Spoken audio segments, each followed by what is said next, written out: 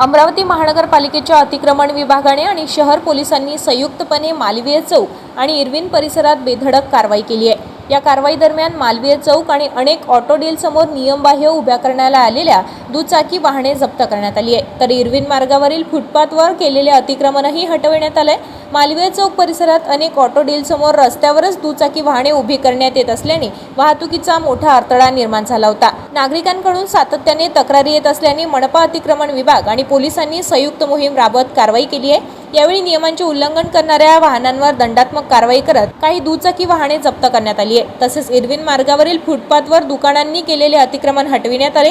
या मोहिमेमुळे परिसरात काही काळ तणावाचे वातावरण निर्माण झाले होते। मात्र प्रशासनाने स्पष्ट शब्दात सांगितले, शहरातील वाहतूक व्यवस्था सुरळीत ठेवण्यासाठी आणि नागरिकांना मोकळा रस्ता, फुटपाथ उपलब्ध करून देण्यासाठी अशा कारवाया पुढेही सुरू राहणार आहे। मनपा प्रशासनाने व्यापारी व वाहनधारकांना नियमांचे पालन करण्याचे आवाहन करत अतिक्रमण आढळल्यास कठोर कारवाईचा इशाराही दिला आहे। ताज्या घडामोडी आणि आपल्या शहरातील बातम्या बघण्यासाठी नंबर 1 न्यूज चॅनलला सबस्क्राइब करा, शेअर करा, आपल्या प्रतिक्रिया कमेंट बॉक्स मध्ये द्या। आपल्या बातम्या नंबर 1 न्यूज चॅनलवर बघण्यासाठी 99 21 58 96 63 या व्हॉट्सअपवर मेसेज करा।